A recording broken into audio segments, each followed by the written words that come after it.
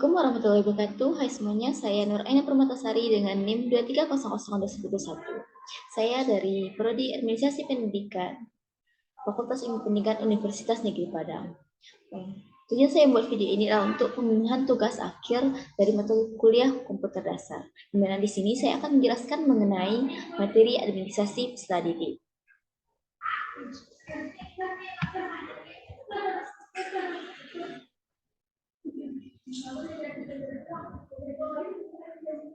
Dimana yang pertama kita masuk kepada pengertian administrasi peserta didik. Sebelumnya kita akan memahami mengenai administrasi sendiri. Administrasi adalah serangkaian kegiatan yang berkaitan dengan pemulahan suatu organisasi atau kegiatan, di mana administrasi dapat diartikan sebagai proses kerjasama untuk mencapai tujuan tertentu. Adapun pengertian dari peserta didik adalah anggota masyarakat yang berusaha untuk mengembangkan potensi diri melalui proses pendidikan. Peserta didik dapat berupa anak-anak, remaja, ataupun orang dewasa. Dengan demikian dapat disimpulkan bahwa administrasi peserta didik adalah suatu proses pengurusan serta layanan dalam hal-hal yang berkaitan dengan peserta didik di suatu sekolah, mulai dari perencanaan, penerimaan peserta didik baru, pembinaan selama peserta didik berada di sekolah, sampai dengan peserta didik menamatkan pendidikannya. Adapun selanjutnya itu mengenai pengertian peserta didik menurut para ahli. Yang pertama itu menurut Sujipto dan kawan-kawan, di mana administrasi peserta didik adalah proses pengurusan serta layanan dalam hal-hal yang berkaitan dengan murid di suatu sekolah, mulai dari perencanaan, penerimaan murid baru, pembinaan selama murid berada di sekolah, sampai dengan murid menamatkan pendidikannya. Yang kedua yaitu menurut Suharsini dan kawan-kawan, di mana administrasi siswa sendiri dapat didefinisikan sebagai pencatatan siswa mulai dari proses penerimaan hingga siswa tersebut lulus dari sekolah yang disebabkan karena tamat atau sebab lain.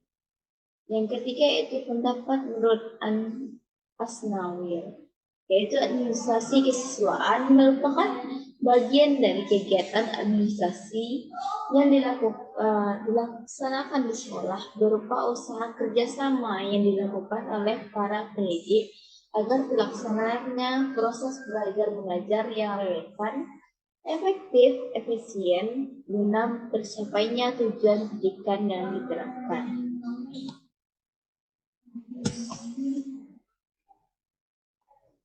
Selanjutnya, kita masuk kepada manfaat dari administrasi peserta didik, di mana terdapat dua manfaat, yaitu manfaat secara umum dan manfaat secara spesifik. Yang pertama yaitu manfaat secara umum, yaitu yang pertama untuk membantu sekolah dalam mengelola peserta didik secara tertib dan teratur. Hal ini dilakukan untuk memudahkan sekolah dalam melaksanakan berbagai kegiatan yang berkaitan dengan peserta didik, seperti penerimaan peserta didik baru, pembinaan peserta didik, dan pemantauan peserta didik. Yang kedua itu mengembangkan potensi peserta didik secara optimal, di mana itu baik untuk membantu sekolah memahami potensi dan kebutuhan peserta didik. Yang ketiga itu meningkatkan mutu pendidikan, di mana administrasi peserta didik yang baik akan membantu sekolah dalam memberikan layanan pendidikan yang berkualitas. Adapun manfaat administrasi peserta didik secara spesifik yaitu untuk penerimaan peserta didik baru, di mana dapat membantu sekolah dalam melakukan seleksi peserta didik baru secara objektif dan transparan. Yang kedua itu pembinaan peserta didik, di mana administrasi peserta didik yang baik akan membantu sekolah dalam memberikan layanan pembinaan dan pengembangan peserta didik secara tepat sasaran. Yang ketiga yaitu pemantauan peserta didik, di mana itu akan membantu sekolah dalam memantau perkembangan peserta didik secara berkala. Selanjutnya kita masuk kepada proses administrasi peserta didik. Ada terdapat 3 proses, yaitu yang pertama perencanaan. Pada tahap perencanaan dilakukan kegiatan-kegiatan diantaranya merumuskan tujuan dan sasaran administrasi peserta didik. Tujuan administrasi peserta didik adalah untuk memastikan bahwa kegiatan administrasi peserta didik dapat berjalan dengan efektif dan efisien, serta mencapai tujuan yang telah ditetapkan. Yang kedua itu mempelajari peraturan dan ketentuan yang berkaitan dengan administrasi peserta didik. Yang ketiga itu menyusun program administrasi peserta didik. Program merupakan penjabaran dari tujuan dan sasaran administrasi peserta didik. Yang keempat yaitu menyiapkan sumber daya yang diperlukan. Sumber daya itu ada berupa tenaga administrasi, guru dan kepala sekolah, sasaran dan sarana dan prasarana serta dana. Yang kedua yaitu prosesnya pelaksanaan, di mana pada tahap pelaksanaan dilakukan beberapa kegiatan, diantaranya yaitu penerimaan peserta didik baru, pencatatan peserta didik baru, pengelompokan peserta didik, pembinaan peserta didik, pemanfaatan peserta didik, pemantauan peserta didik, pemindahan peserta didik, dan terakhir yaitu pemberhentian peserta didik. Proses yang ketiga yaitu evaluasi. Pada tahap evaluasi ini dilakukan beberapa kegiatan, diantaranya yaitu pertama menilai pelaksanaan administrasi peserta didik, sejauh mana pelaksanaan administrasi peserta didik dapat mencapai tujuan yang telah ditetapkan. Yang kedua menemukan permasalahan yang terjadi dalam pelaksanaan administrasi peserta didik. Contoh permasalahannya yaitu kurang lengkapnya data peserta didik, tidak sesuainya kegiatan pembinaan peserta didik dengan kebutuhan peserta didik, dan tidak efektifnya pemantauan peserta didik. Yang ketiga yaitu menyusun rencana perbaikan pelaksanaan administrasi peserta didik, di mana rencana perbaikan disusun berdasarkan hasil evaluasi. Kita masuk kepada materi yang terakhir pada administrasi peserta didik, yaitu mengenai peraturan dan perundangan yang mengatur administrasi peserta didik.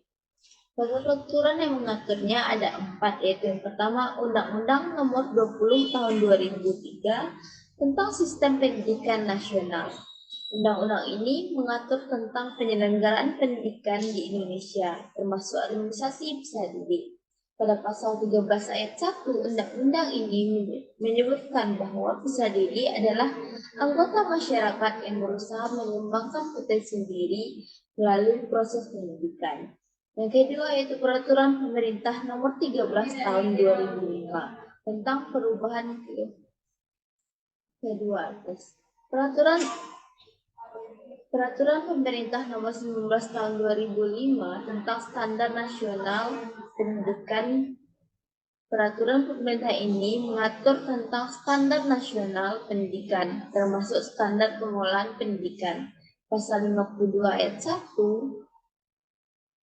peraturan pemerintah menyebutkan bahwa pengelolaan pendidikan oleh satuan pendidikan diselenggarakan berdasarkan prinsip manajemen berbasis sekolah. Yang ketiga ada Keputusan Menteri Pendidikan Nasional Nomor 232/P 2006 tentang pedoman penyelenggaraan ujian nasional, di mana Keputusan Menteri ini mengatur tentang penyelenggaraan ujian nasional termasuk administrasi peserta didik. Pada pasal 11 ayat 1, Keputusan Menteri ini menyebutkan bahwa peserta ujian nasional adalah peserta didik yang telah memenuhi persyaratan yang ditentukan oleh Kementerian Pendidikan Nasional. Dan yang terakhir peraturannya ada Keputusan Menteri Pendidikan dan Kebudayaan Nasional Nomor 55/P 2017 tentang Sistem Penjaminan Mutu Pendidikan, di mana Keputusan Menteri ini mengatur tentang sistem penjaminan mutu pendidikan termasuk administrasi peserta didik. Pasal 3 ayat 1 Keputusan Menteri ini menyebutkan bahwa sistem penjaminan mutu pendidikan nasional terdiri atas sistem penjaminan mutu internal dan sistem penjaminan mutu eksternal. Baiklah, hanya itu yang dapat saya sampaikan pada materi kali ini. Saya sudahi dengan wabillahi taufiq hidayah. Wassalamualaikum warahmatullahi wabarakatuh.